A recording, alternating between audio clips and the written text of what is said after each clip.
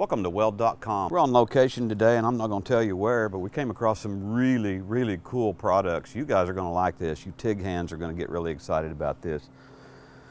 First of all, we have the standard torch here. What is really cool and what is really unique is we've got options for flex neck, different size back caps, standard collets and collet bodies, but here's where it gets really cool. We can simply unplug this head and switch to a different series of torch and different size head, different configuration.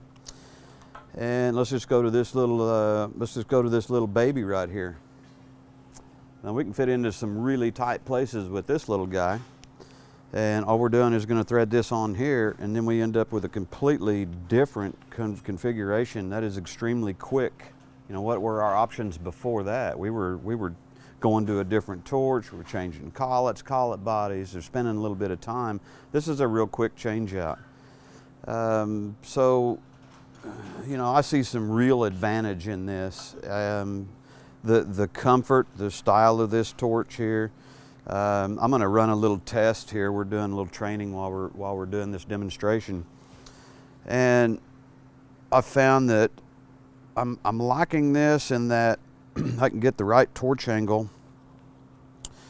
I'm going to bend this flex neck back, and I'm going to go in here and we're going to continue to run on this sample plate of 3/8. Again, I'm testing this out for the first time, but I'm really excited about this because this is neat.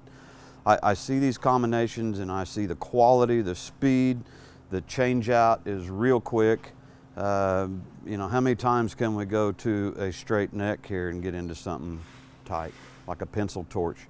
You have to order one, you have to wait. We're not waiting anymore. We can change this all out quickly. So I'm gonna get my gear on, and we're gonna play here and see if we can get comfortable with this torch. I'll be right back. Okay, I had run a little bit of this weld here just to kind of get used to this torch, which won't take long.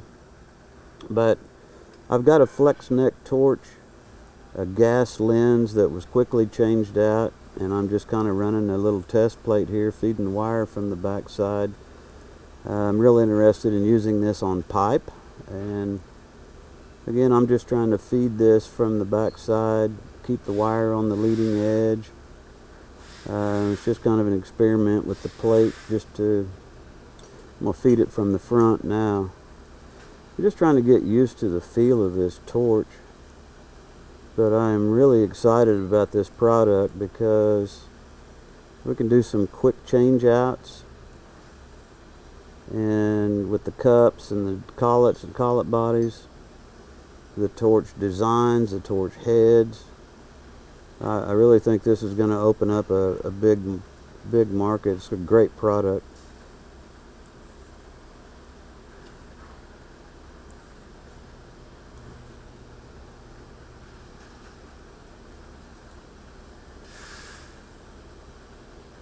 Again, this is a non-critical part here. I'm just trying to kind of get a feel for some brand new product. Hey, here's another feature of not only this torch, but using the gas lens. The gas lens creates a better shielding gas column. We also have the ability to stick our tungsten out a little further, reaching down inside of a groove. I am going to do a fill pass on here, just again to get used to this torch and the flex neck. And those of you that know me well enough know that, you know, I like to hang my stuff out there and walk the cup on pipe and plate. We've got some 4-inch heavy wall coupons that we'll probably tackle here in a little bit. So, you know, if I gently rest this in here and I'm sticking this out far enough to get down into the bottom of this groove, I also have created an angle that I can gently rest this gas lens cup on the groove, and then as I work this back and forth, it's traveling up on its own. Some people have argued that that's not walking the cup. I'm gonna put a fill pass in here. So let me get my gear back on, and we're gonna go back and tackle the fill pass on this weld here.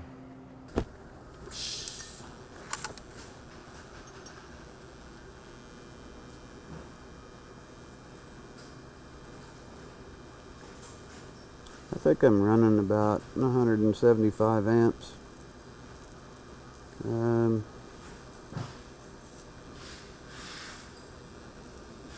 also running an E3 tungsten today. We need to talk about E3 tungstens and the benefits and the safety and what's in them. No extra charge for that little blip there. Now I've got to stop and sharpen the tungsten.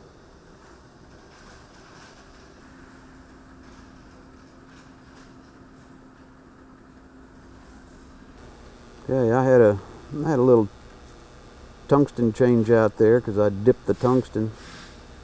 Now we're going to continue on. I'm running a S2 wire here, 70S2, an E3 tungsten. The E3 tungsten is performing nicely. It's got a nice sharp cone shape around the end of the tungsten versus 2% thoriated, which is a little wider. Just flowing in pretty good. I like this torch. This torch is so handy, so comfortable. Okay, this is a conclusion here of this short session here. Again, it was to introduce a new torch and some components here, and I'm getting used to it myself. It didn't take very long. I really like this. Very comfortable, very comfortable. I see some great benefits to getting into some places. Again, I ran it on this beveled plate just to kind of get going and put a root in and fed the wire from the back and did a field pass. I see that this is going to be nice when we really get used to it. I see the benefits of using the gas lenses and the torch combinations. So we'll do another video. I mentioned E3 tungsten, and we really want to do a whole separate video on E3 and do some comparisons with some scientific data about the comparison of 2% thoriated and E3 tungsten.